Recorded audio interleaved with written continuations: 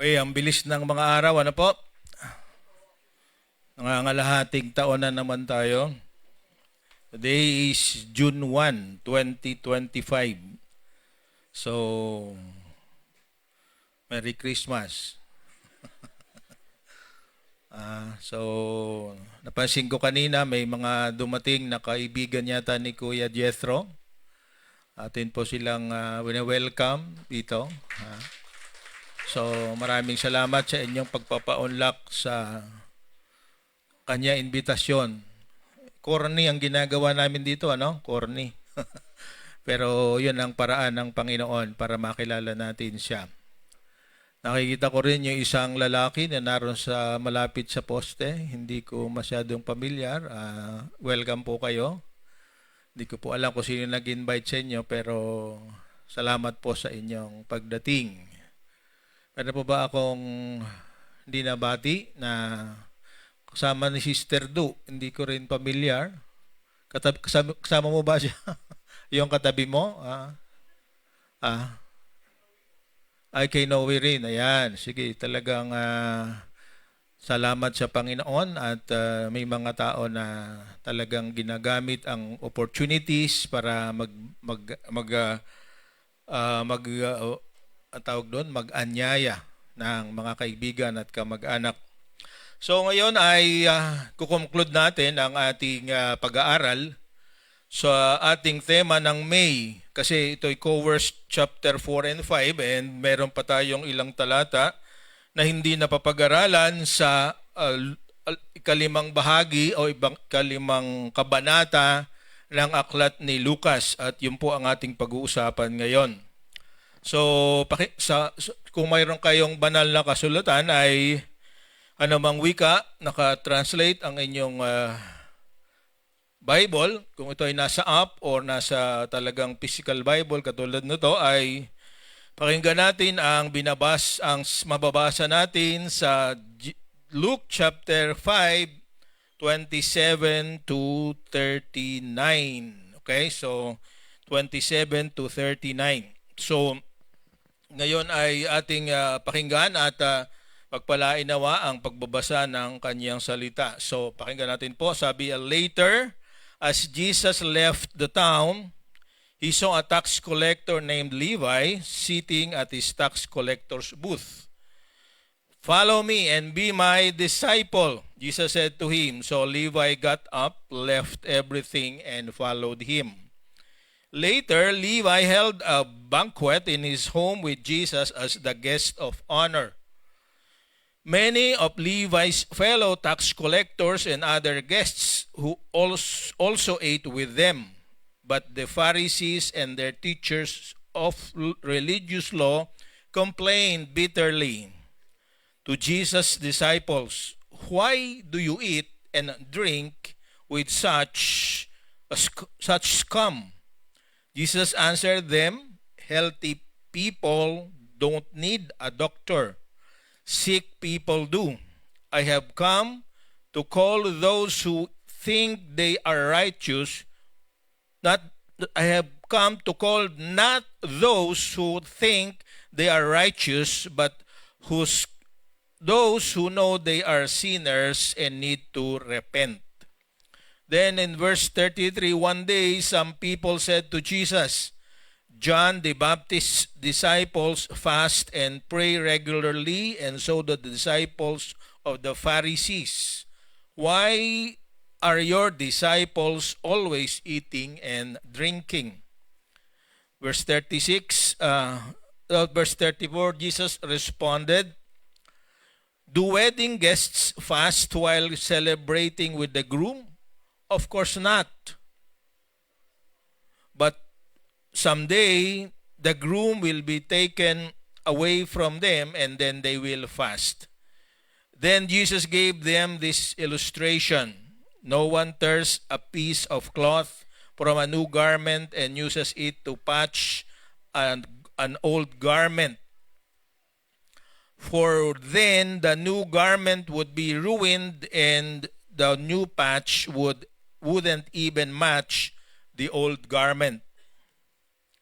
And no one puts new wine into old wineskins, for the new wine would burst the wineskins, spilling the wine and ruining the skins. Now wine must be stored in new wineskins. But no one who drinks the old wine seems to want the new wine.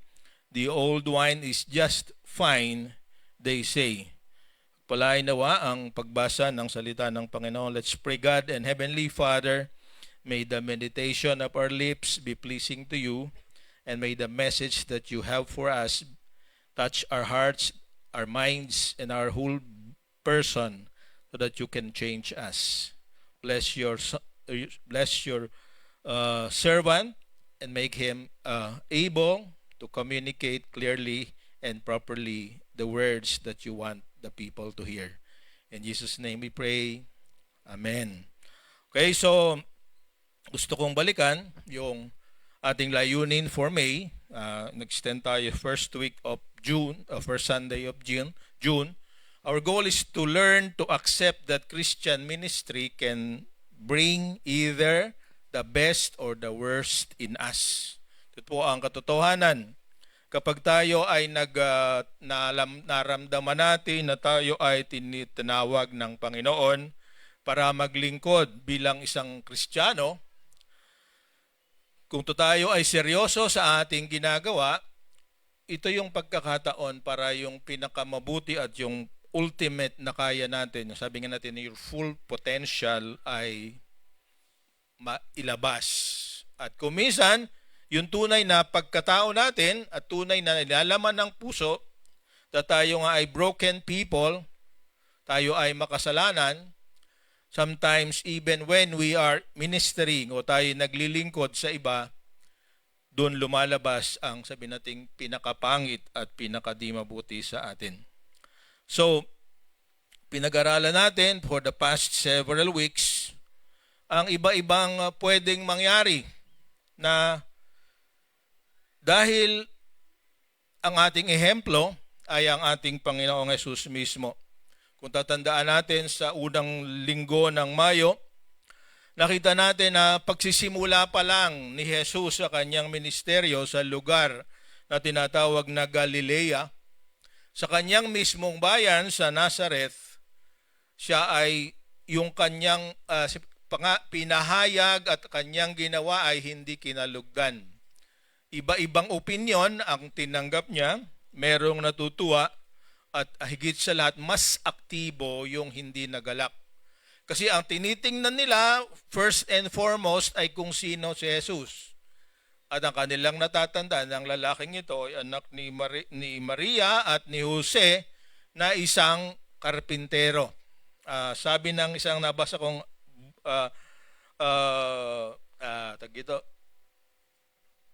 komentary, ang totoo, hindi pwedeng tawagin karpintero si Jesus. Kasi ang karpintero ay woodworker. Pag pumunta kayo sa Israel, kahit ngayon, konting-konti ang kahoy sa kanilang ginagawa. Kaya nga ang sabi niya, he is an artisan or a mason, most likely. Kasi ang construction doon ay marbles at saka yung semento na ginagawa nila. Sila ang pinakamarami. At nakakapagtaka nga, ang kanilang mga tahanan made of marble, pero limestone. Limestone. At pagkatapos, kahit mainit, malamig pa rin. Yun ang pinagtaka ko nung pumunta kami doon. Pag tanghaling tapat, hinawakan mo yung kanilang mga blocks, malamig pa rin yung limestone. Okay, so dahil doon ang tingin nila sa kanya, kaya ang unang challenge ng pag ikaw ay naglingkod sa kapwa mo ay yung nating opinion ng iba. At kalimitan, kapag pinakinggan mo ang sinasabi ng iba, most likely ayaw mo na. Di ba? Kasi di nga ito normal. Okay? So yung mga naririto na mga nagpasya na maging nagminister sa iba ay mga abnormal. Kasama ako doon. Because the normal thing is for us to care for yourself alone. And ministry is about caring for others. Saka kung minsan, hindi nga ito popular. Mas popular yung kung ano yung masaya, ano yung maganda, doon mo sila yayain at mas masaya ang tao. Okay, so yun ang unang challenge. Pangalawang challenge, kumpisa na yung failure natin to identify what ministry is. Pinag-usapan natin ito, ang ministry sa kalimitan sa ating pinaniniwalaan na yung ginagawa dito, yung katulad ng ginagawa ko ngayon, I'm ministering to you. Yung worship team kanina, yung dance team, they have ministered to you. Mamaya lang konti, meron tayong mga gagawin pa. Magbibigay ng exhortation at yung pagbibigay ng ating mga ikapu at mga handogay, that's ministry. But sa ginawa ni Jesus na kanyang naririto siya sa lupa, it's more than that. Kasi kung ganun ang gagawin niya, kung anong ginawa ng mga tao na pag-uusapan natin mamaya, yun din ang gagawin niya. Ano ba ang ginawa noong mga tao na kumalaban sa kanya? They have set rules, they have set traditions. This is what you do, this is what is legal, this is what is illegal. So kumisan yun ang ating definition ng ministry. Pero pag tinignan natin ang buhay ni Jesus, it's different. Ministering for Him is actually serving the need of the people. Ministry for Him is telling the truth. Kahit ito'y makasakit, yun ang kanyang ministeryo. Ministering for Him is exposing and what we call fighting the enemy. Di ba? Pinapahayag niya kung sino at pinapadama at pinapakita niya yung gawa ng kaaway ng demonyo. Yun na pinag-usapan natin sa chapter 4. Git sa lahat, ang ministry, pinakita ni Jesus na kagabi, kami merong fellowship sa Bacoor, yung nakalimutan. Ano ba yung spiritual discipline na nakakalimutan ng marami?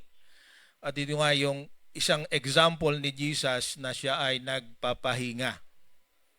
Pero marami sa atin din napapagod sa kapapahinga. Pero si Jesus pagkatapos mapagod, sabi sa Luke chapter 4, siya ay nagpahinga. At pag gumising siya ng maaga para magkaroon ng iba pang spiritual discipline, that is talking to the Father and praying.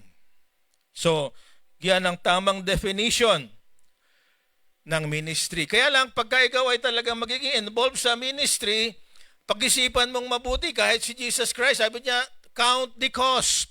Huwag kang basta-basta pumapasok dyan because it has cost. Una nga yung kalaban ka ng kaaway. Pangalawa, meron kang nasa sayo na ibibigay mo sa iba. Yun yung mahirap, di ba? So all of us will sometimes hesitate to really be involved. At yun ang pinag-aralan natin ng pangatlong linggo.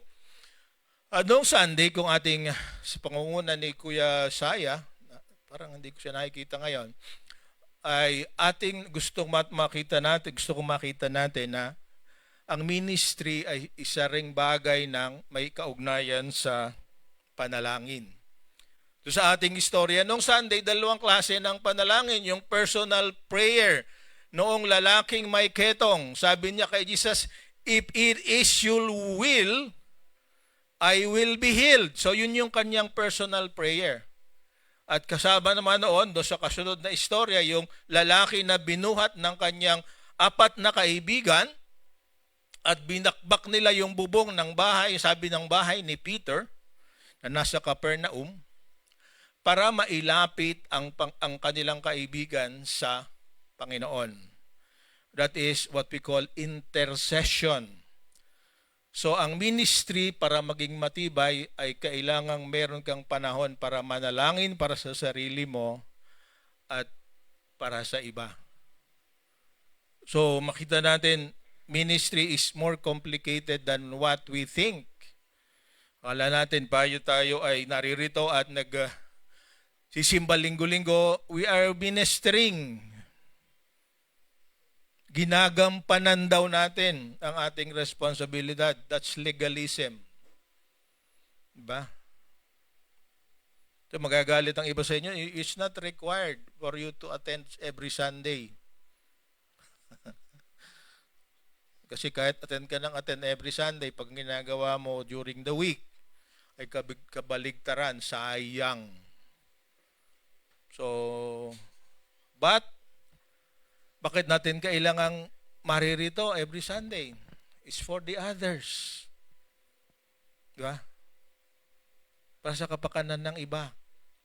Para kung may problema sila, mayroon tayong opportunity, tulungan sila. Di ba? Sabi sa Hebrews, ano yan, kuya? 10, 25, 26, di ba? Huwag ninyong kalimutan na kang pagtitipon-tipon dahil ito ang kailangan ng iba. So we're here to minister to each other also. It's not because this is required.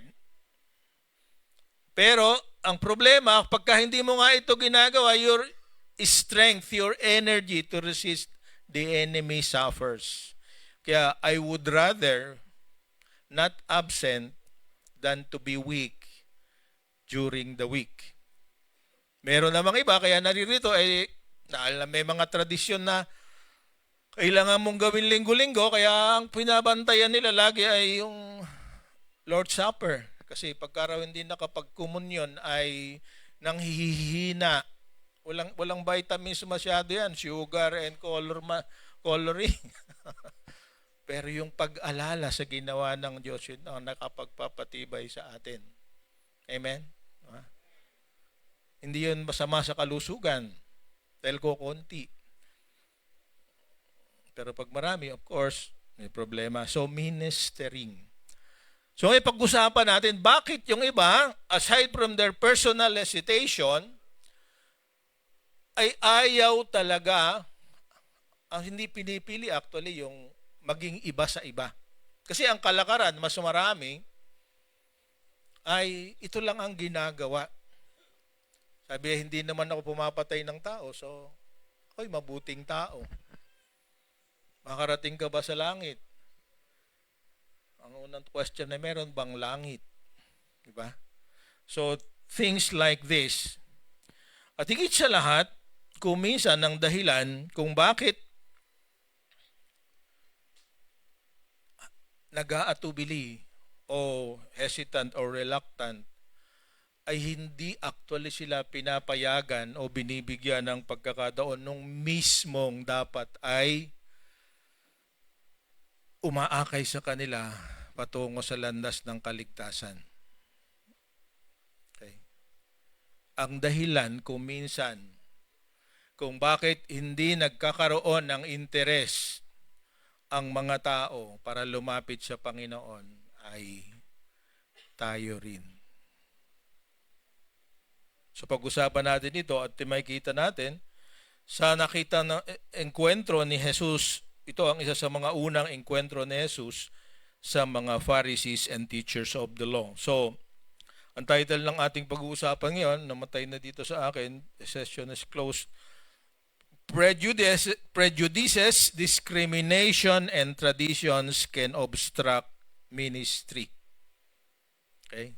Prejudices, discrimination, and traditions can obstruct ministry, ay makakahadlang sa paglilingkod.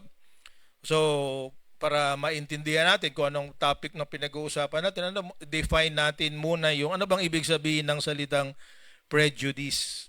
Okay? Hindi ko masyadong gusto yung pagkatagalog ng Google kasi parang hindi tama. Ang sabi ng Google sa Tagalog ay pagtatangi. Pero pag binasa mo yung definition niya, sabi sa definition sa dictionary, preconceived opinions or judgments about a person or group based on their characteristics or association with other groups. Diba? So that's a prejudice. So sabi na yung tingin mo sa isang tao o isang grupo ayon sa kanyang mga katangian o dahil sa kanyang sinasamahan na ibang mga tao. That's prejudice. Siguro alam niyo yan, di ba? Kahit tayong mga Pilipino, ang sabi ay masyado tayong tribal or tayo ay mayroong napakaraming dialekto at mayroong karaming mga probinsya. At tanggapin natin hindi, mayroon tayong sabi nating preconceived idea tungkol sa mga iba-ibang mga tao sa iba-ibang probinsya. For example, dati ay ako ay Caviteño pero ang tawag na siya ay Ilocano kasi ako ay kuripot. Di ba? Pagka naisip natin, meron tayong sinabi. Meron tayo agad inisip, kuripot yan. Okay? Pero yung Kapampangan, mayabang yan. Waldas. Di ba? Yung mga Kapampangan dito, Galuba, huli yan. Meron taga Marinduque. Meron kanya-kanyang label. That's prejudice. Di ba? Nakarmat, sabi ng mga Ilocano. So, minsan ito ang dahilan. Hindi ko makalimutan ang aking unang mga barkada, taga-Cavite ako, pero mga klase ko yung mga Ilocano lahat. Kaya nakarating kami doon sa kinamalapit kina Kuya Emil sa Teachers Village. Nagbabasketball kami doon. Kahit hindi ako masyadong marunong, kailangan makisama. So mga Ilocano ang nangauna kong mga kaklase noong black section pa kami. First year. Kaya lang pagkatapos na nagkahiwa-hiwalay na ako kasi nag-summer ako na nag-summer, wala na akong nakasama, nag-isa na lang. Okay? So prejudice. Pangalawa, discrimination. Ito ang talagang pagtatangi. So, ang discrimination yung resulta ng iyong prejudice. Kapag inisip mo ay ito ganyan, tao yan, iiwasan mo na yan. That's discriminating. At sa ibang bansa, ito ay isang crime, racism, di ba? You look at the individuals or groups unfairly based on their race, gender, age, or profession, or sexual orientation. Yung huling bahagi, yun nahuli lang, na-invento yan ng human rights, okay? Talagang ang sex ay dalawa lang, babae at lalaki. Yung iba lang nag-o-orient, ang gulo sa Amerika, di ba? Binabasa ko na isang araw sa, hindi ko matanda, sa Colorado, ang isang pinaka-problema nila, at sa California, yung mga babae, ay yung mga lalaki na sexually oriented para maging lalaki ay kalaban ng mga babae sa swimming at sa racetrack. So walang manalo kasi ang kalaban nila, nangyari na yan dito sa Pilipinas. Di mayroong isang Ilocano, babae raw siya, hindi ko na matandaan ng pangalan, lahat ng sinalihan niya sa palarong pambansa, champion siya dahil siyang lalaki na nag-iisip siya ay babae. Yun yung pinakamalaking problema ngayon. Di ba? So but if we do discriminate them, totoo, tinatanggap natin ang sino man dito sa church na to. Okay? Pero hindi namin papayagan na manatili ka sa orientation mo kung ito ay hindi tama sa kalooban ng Diyos. So we do not judge them, but we offer them opportunities sa church na ito para baguhin ang Panginoon. At gusto ko ibalita sa inyo, marami na nagbago, lalo na sa Bacoor, pero meron na ring pinarusahan ng Diyos. HIV is very prevalent. I know 3 cases. 2 have already died. Okay? Ang pinagtataka ko, bakit hindi ito lumalabas sa social media? One is still alive and we're praying for him. Not for her, him. Okay? So, we do not discriminate. We actually love them and want them. But we will not sacrifice the truth. We will not compromise the truth. Amen? Sama-sama ba tayo doon? Mahal natin sila, pero ang pagmamahal natin, katulad ng tough love ng isang tatay, itutuwid natin ang ating kaibigan o kapatid na ito. So, discrimination, napapahaba ako, mahirap kasi itong topic na ito. And then, pangatlo, yung traditions. Ano ba yung mga tradisyon? Yung mga kaugalian natin. Sabi, traditions are established patterns of thought, action, or behavior passed down through generations within a group or society. They can be religious, social, or cultural, and often carry symbolic meaning of social significance. Holidays, celebrations, or rituals are examples of traditions. Ano ba yung mga tradisyon ngayon? Kasama pa rin yung tradition na establish ng Espanyol. Kahapon kami nasa Bacoor sa Villa Esperanza, piyesta doon. So nakipiesta kami, pero kami lang. Hindi kami naganda para sa kanilang patron, kundi nakbanda kami para sa may birthday ng Mayo. So, kaya sa ibang lugar, Marinduque is famous for doon sa napakalalaking tao, di ba? Moriones. Sa bandang Taytay ay meron ding isang grupo sa Angono na napakalaking tao rin na katulad ng Marinduque. They are traditions na ginagawa. So marami pang iba na na-establish dahil sa nag-establish ng religious system sa ating bansa. But sometimes, yun ang dahilan natin kung bakit tayo natatakot lumapit sa kanila. Why? Kasi kung minsan sabi natin, ang lalim niyan, dekandado, sarado, kaya hayaan mo na lang, sayang lang ang gagawin mo. Ba?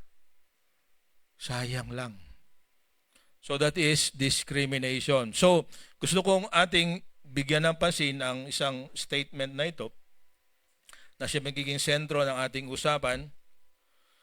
Some people lose their opportunity to be saved because those who can lead them concluded that they are not worth their time and effort. Huwag mong pag-aksayahan ng panahon, sayang lang kasi. Okay? Iba naman, madami na akong ginawa para dyan.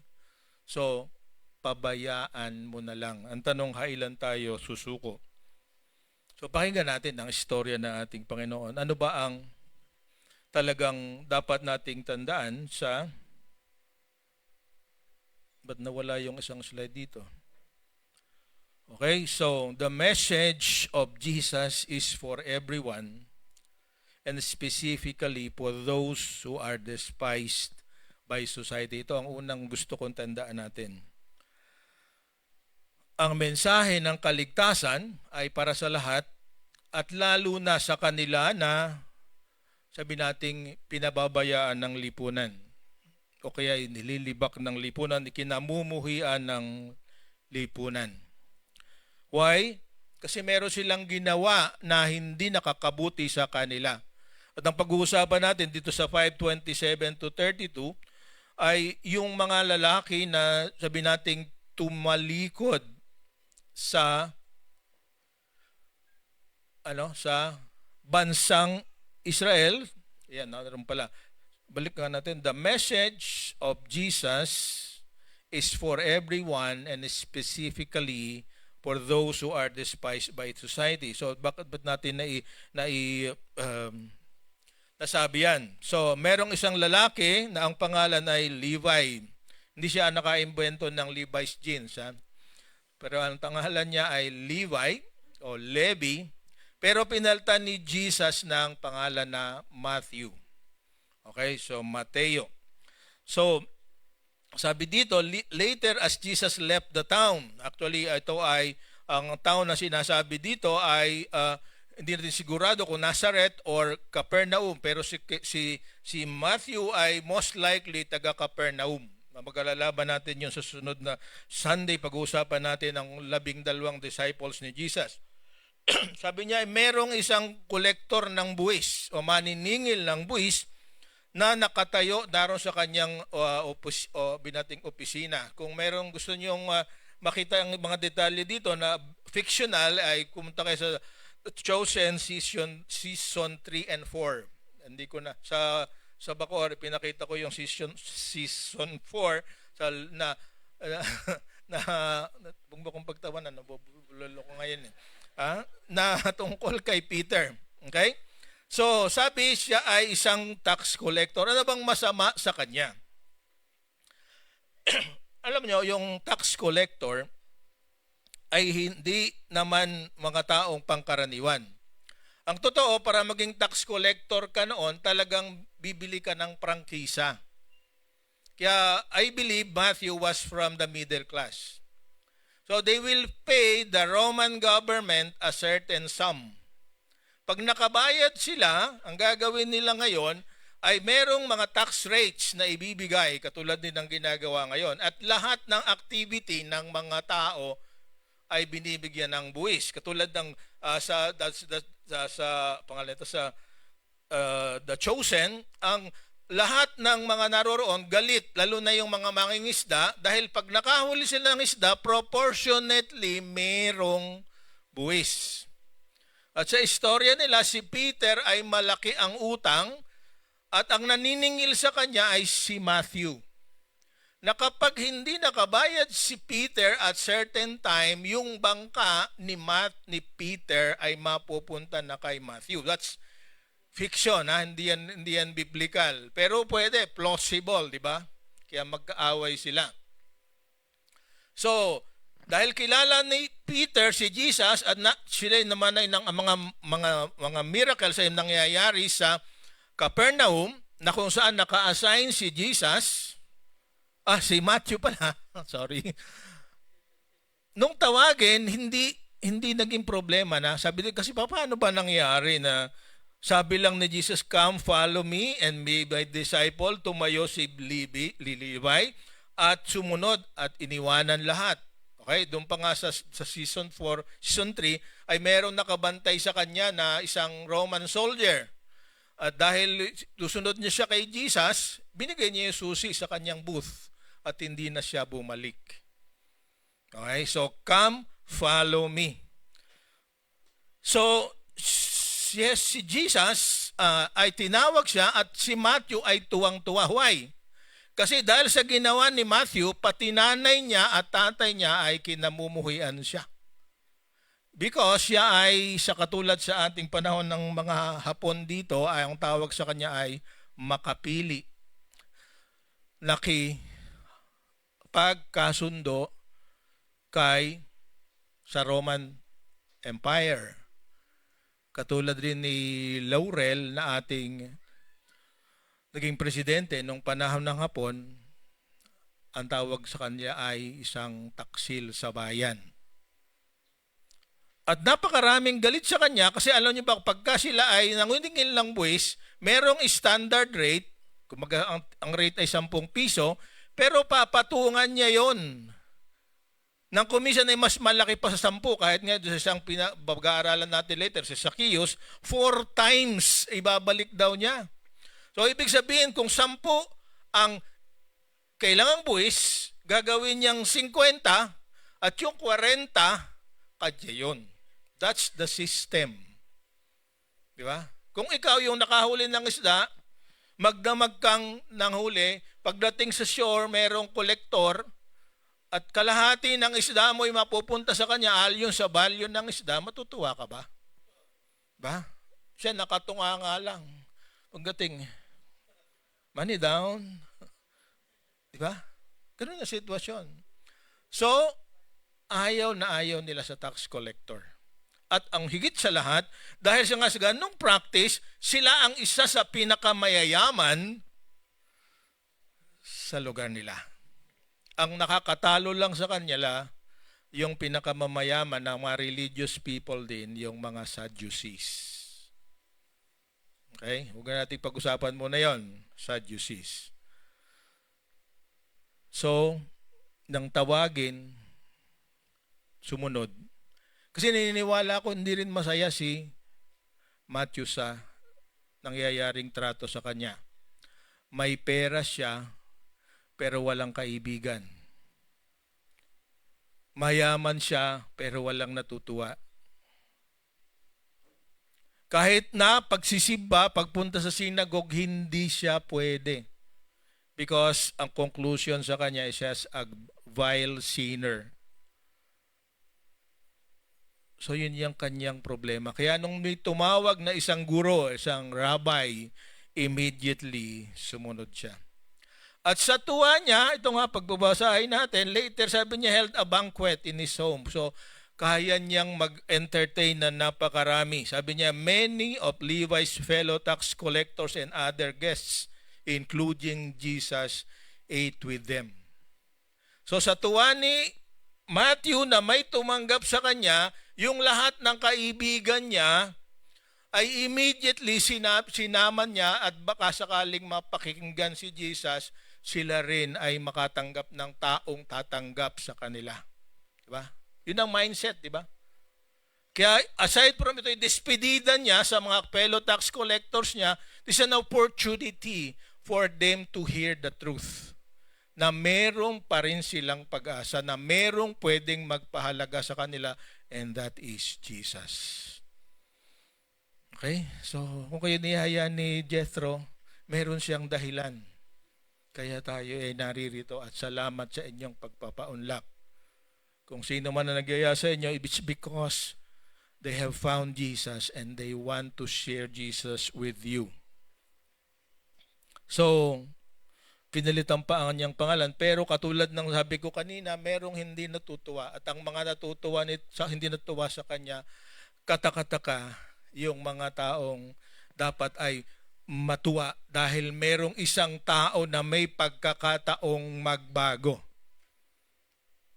Ang napansin nila, sabi dito sa noong mga religious leaders, sabi niya, why do you eat and drink with such scum? Sa ganyan, hindi ko matandaan kung anong pagkasabi sa Tagalog ng anong scum, pero yung scum ay yung nilalabas mo kapag ikaw ay nag-inuubo. Okay? Alam niyo na siguro yun, di ba? Ayun, muntik na.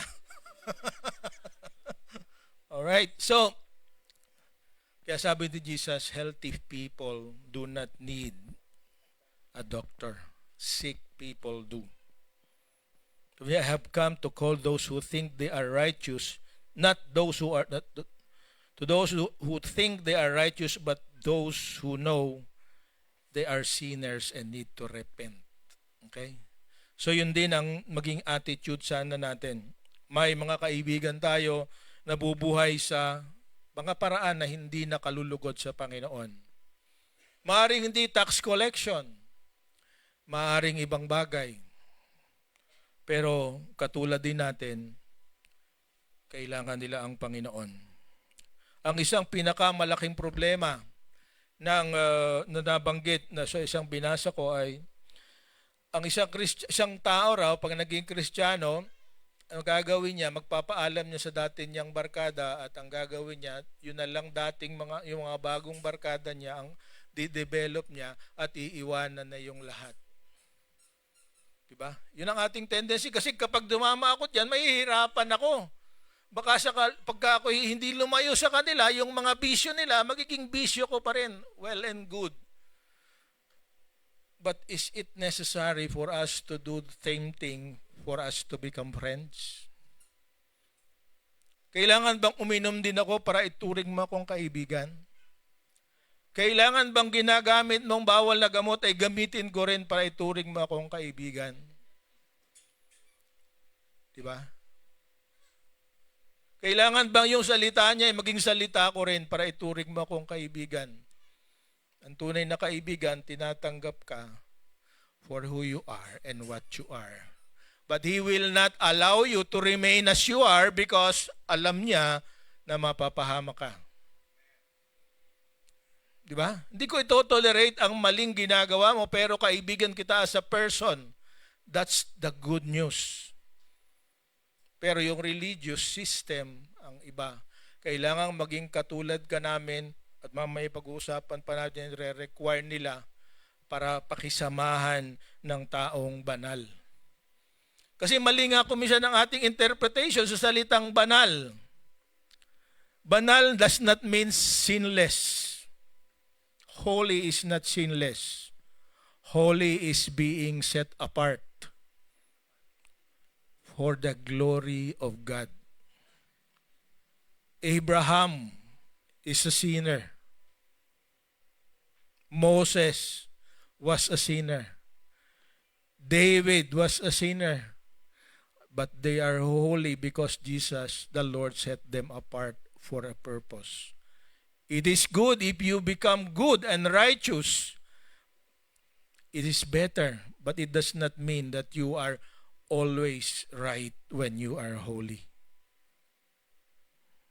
But do not abuse it. Of course, di ba? So, ito yung unang problema. Wala nang pag-asa yan. Si Jesus ang naapektuhan kapag sumama ka sa kanila. That's the thinking.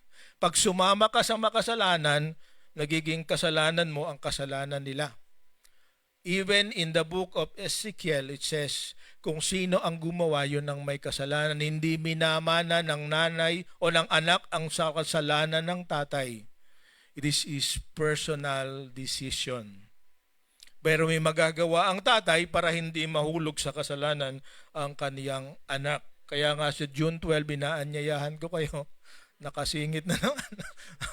Kasi baka mapahiya tayo kay Ken Guillermo. Pinagmamalaki ko, masisipag ang taga-CCM at naghahanap talaga ng katulad mo. Huwag niyo naman ako ipahiya. Nakabanat pa rin. Ano? Thank you. Ngingitian lang ako. Okay lang. Okay? So, next thing. Ngayon, ikino-qualify naman, meron pang isang bago na nasilip. Ang hindi ko maintindihan, bakit itong mga ito, mga Fariseo at mga religious leaders, ayaw namang makinig, pero sunod ng sunod. Di ba? Ayaw namang mabago, pero nakikinig. It's because they have something else na pag-aaralan at susunod na pagkakataon. So sabi dito sa verse 33, one day some people said to Jesus, bago pala ituloy doon, ay gusto kong makita yung heading niyan, the application of the message of Jesus changes with situations and occasions. Yung mensahe ay parehas, pero yung application ng mensahe ay nagbabago depende sa pagkakataon at okasyon. So sa 5:33 to 35, kung babasahin natin, ang sabi doon ay, isang araw si Jesus ay tinanong, okay, ng mga religious leaders. Okay? Sabi niya, yung mga disciples ni John the Baptist, yung mga essence no, ngayon, at saka yung noon, at saka yung mga disciples o mag-aaral ng mga Pariseo ay nag-aayuno, nananalangin. Actually, yung mga Pharisees, kung babasahin nyo sa Matthew 23, ay twice a week. Tuwing Thursday at saka tuwing Sabbath. Okay?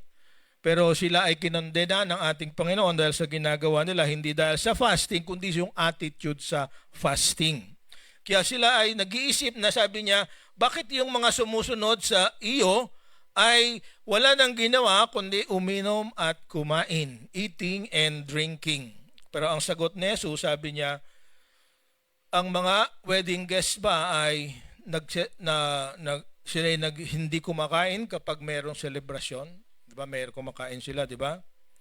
Pero dito, itong unang, hindi ko na masyadong papahabain, ito yung unang pagkakataon ay pinahiwatig ni Jesus na siya ay mawawala later on. Kaya ang sabi niya, ang tamang panahon para magkaroon ng mag-fasting and mag-prayer ay pag wala na ako. Kasi dito ba, alam natin sa ibang mga talataan, sa ibang chapters ng Bible, ang sabi niya ay, especially Matthew chapter 24 at 25, siba, ang groom ay si Jesus, ang the bride is the church. So dadating ang panahon, sabi niya, magkakaroon ang groom na mawawala siya at doon magsisimula yung nating pagpa-pray and fasting. So maliwanag na ibig sabihin nito, yung lahat ng ginagawa natin din bilang pagsamba sa ating Panginoon, merong tamang lugar at tamang pagkakataon. Okay? Kaya lang, nakinalulungkot ko ngayon, hindi ko alam kung tradisyon ito, pero medyo para sa akin, personal opinion ko, parang nakakalimutan na natin. Nung kami mga bata, pagka nagyaya, sa birthday celebration, kaya niyaya, mayroong word. Diba? Ewan ko kung kayo ganon. Sa probinsya namin, ganon. Yes, Kuya Emil, tumatango. Diba? Mga senior citizens, diba? Ngayon, pagka nagpunta sa birthday celebration, wala nang word. Prayer na lang. Okay? Tama ba ako? Tama daw, sabi nila. Diba? Medyo merong deterioration. At kumisan yun nga, yung mga ginagawa sa celebration ay mga bagay na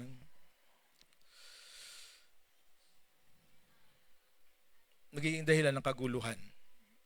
Okay, so sabi dito, ating gustong maintindihan natin, sinasabi ni Jesus, ang application ng katotohanan ay nagbabago sa panahon at nagbabago rin ang pamamaraan. So, may kahawig ito na pinagpatuloy ni Jesus na gusto kong makita rin natin sa verses 36 to 39. The principles from God's Word remains, but the application changes with time. Yan ang ating makikita dito sa 5:36 to 39. So, ang prinsipyo, hindi nagbabago. Why? Because the truth does not change. Sabi sa Isaiah 4:8, as sa 1 Peter 1:23 to 24, the grass withers and the flowers fade, but the word of our God stands forever. Diba? The word of our God, sabi sa John 17:17, your word is truth. Sabi sa John 8:32, and you shall know the truth, and the truth shall make you free. So yung principle na malalaya tayo kapag kinilala natin ang katotohanan, hindi magbabago. Pero yung presentation at pamamaraan ng kung paano i-apply ang katotohanan ay pwedeng magbago. Kasi yun nga, tayo ngayon, di ba, sinari rito, meron ditong iba-ibang henerasyon. Kami ay baby boomers. Merong Gen X dito, yung mga kasunod namin na konti. Merong Gen Y, merong Gen Z, at meron yung huling ngayon, ano yung Alpha generation, tama? Yung A ngayon, di ba? At bawat isa ay merong kanya-kanyang pamamaraan. Isang araw ngayon, nagbabasa ako tungkol sa parenting ng millennials, di ba? Alin ba yung millennials? Gen Z, di ba? Tama ba ako? O, ano? Gen, ano? Basta ganun. Sabi niya, ang problema nila ngayon, ibang-iba nga yung pamamaraan ng pagtuturo sa mga Alpha generation. Kasi ang Alpha generation lumaki sa sarap ng cellphone. Okay? Yun namang Gen Z ay namerong habit na entitlement. Karapatan ko yan, akin yan. So ngayon tatay na sila. At ginagamit sa kanila yung dating ginagamit nila sa mga parents nila. Diba? Yun ang problema. Diba? May mga kalakaran sa sanglibutan na nagbabago dahil sa mga filosofiya at mga iba-ibang katuruan. Ang tanong, yung bang sinabi ni Jesus sa matandang tipan hanggang sa ngayon ay nagbago? The answer is categorically no. Pero hindi nila kayang intindihin ang mga katotohanan na yon kung ang ating mindset na gagamitin ay yung mindset noong unang panahon. At ito nga yung problema ng mga Pharisees. At ang maganda example nila, sabi ni Jesus, wala raw magsusulsi o magtatagpi ng isang bagong tela sa isang lumang damit. Kasi kapag yung bagong tela ay indinikit mo sa lumang damit, hindi lamang magbabago ang itsura, kundi ang sabi masisira pa. Kasi yung lumang damit ay completely shrunk na, di ba? Tapos yung bagong tela, pag dinikit mo, magsishrink yun. Ang mangyayari, lalaki pa ang butas na iyong tinagpian. Kaya nga ang uso na ngayon, nakalimutan ko magsuot, wala nang tagpi. Punit na lang. Walang magawa ang tao, di ba? Binabayaran yung butas. Ang mahal ng ripped jeans, di ba? binawasan pa yon, di lalong tumaas. Ang laki ng margin. Di ba? Pangit ba? Ewan ko. Depende sa tumitingin. Pero ang message is this. Yung damit pa rin, pero exposes something different. It's an expression. Diba?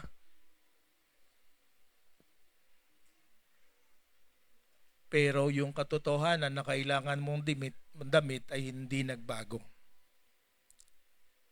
Amen? So, masama ba na magsuot ng ripped jeans? Depende kung saan ang rip.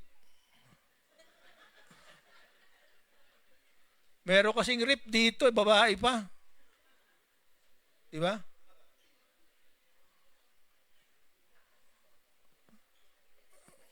Yun daw ang fashion. But it arouses the passion noong nakakatingin. Di po ba? Pagka tayo ay wala ng kasalanan, dahil si Eva at si Adan na walang kasalanan, ay walang mali siya na nangyayari, pwede na yung hindi magdamit. Di ba? Pero kung babasahin natin sa Revelation, nakadamit pa rin. Di ba? Kulay puti. So talagang yung damit, importante. Pero yung paggamit at pag-repair ng damit, sabi, kailangang merong pamantayan. Ang totoo, pag binasa mo mabuti yon, ang tamang gawin sa isang damit na luma ay hindi tagpian, kundi itapon na. Amen? Kasi hindi naman, mahirap naman. Kung itatagpi mo yung dating parte niya, lumipat lang yung butas. Tama ba? So ang sinasabi ni Jesus, kailangan kalimutan nyo yung mga dating pamamaraan. Diba? Forget the past. Diba? Sabi sa 2 Corinthians 5:17, diba? The old is gone, the new has come. No mindset, but the same truth, the same salvation. Susundan ba yung ating flow of conversation, diba? So, at isa pa rito, sabi niya, new wine, old wine skins. Noong unang panahon, hindi bote ang pinaglalagyan. At ang grapes ay pineferment, pero doon sa balat ng hayop. At habang ang pineferment, yung grapes, para maging wine, ito mayroong lumalabas na mga gases. Kaya kapag lumang leather ang ginamit, ang sabi ay magiging mawawala lahat. Wala kang fermentation, wala ka na ring wine kasi ang nilamit mo ay lumang sisidlan. So anong sinasabi ni Jesus? Kailangan magkaroon tayo ng bagong kaisipan para matanggap natin ang katotohanan na noon pa. At ang bagong kaisipan din ay naaangkop sa panahon at sa pamamaraan ng pamumuhay, hindi nung tradisyon noong nakaraang panahon. Kaya nga, sa pinag-uusapan natin, discrimination and traditions. Kaya yung mga tradition ng unang panahon, lalo na yung sa Old Testament times, hindi na natin kailangang i-observe. Kasi yun ay para sa kanila. Ang ating sineselebrate ay hindi Passover, kundi yung once and permanent salvation ng bawat isa. Ang Passover para sa mga Hudyo, ang celebration ng death, burial, and resurrection ng ating Panginoon ay para sa ating lahat. So ito yung sinasabi sa atin ngayon. So tatlong bagay. Ang sabi natin, una, the message is for all.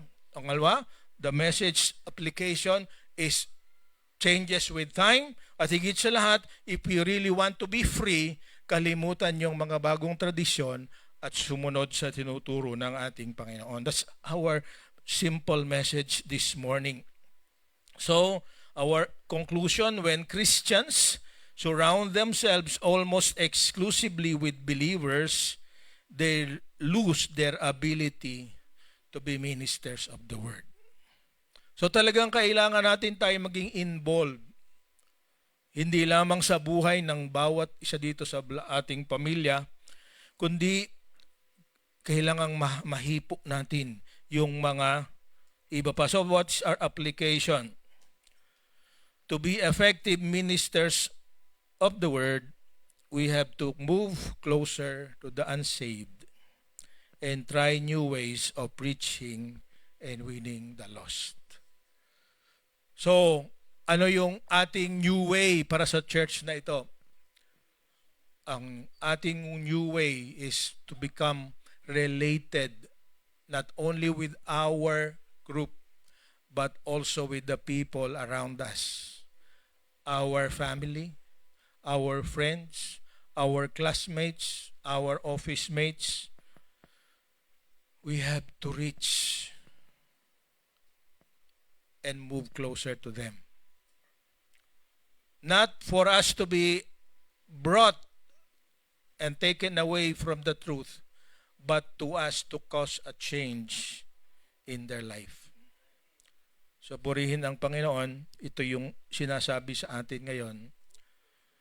Move closer to the unsaved.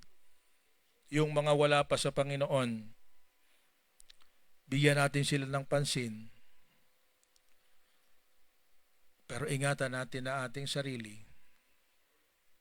Yung ating patotoo ang pinakamabuting halimbawa kung paano sila maaakit sa Panginoon. Hindi sa atin, kundi sa Panginoon. So marami pong salamat sa inyong indulgement ngayong umaga. Glory to God, hindi sa akin. Pero sabi noong isa sa nakausap ko, napakaganda pastor ng series natin. Yes, naniniwala ako. Kasi it really speaks to all of us. Kaya lalo itong gaganda kapag tayo ang mismo ang magiging minister ng word saan mang sitwasyon at saan mang pagkakataon. Let's pray. God and Heavenly Father, thank you Lord for the word today. Thank you for our conversations. I speak blessing sa lahat ng nakarinig, especially sa mga bisita namin ngayon. Lord, we praise you and thank you for dahil mayroong mga kaibigan kami at mga kasama na naririto ngayon at higit sa lahat sa iyong mga anak na may buong tapang at katatagan at mabuting patotoo na nakakadala sila, nakakapag-invite ng mga tao na katulad ng naririto ngayon. Speak blessing para sa kanila, Panginoon, at ahing dalangin bawat isa sa amin. Magkaroon ng ganong attitude na kung sino ang pinakikilala ninyo sa amin, maging opportunity yon, divine appointment para sa kanila para makilala kayo. This is our prayer in Jesus' name. Amen. Tayo po ay magpatuloy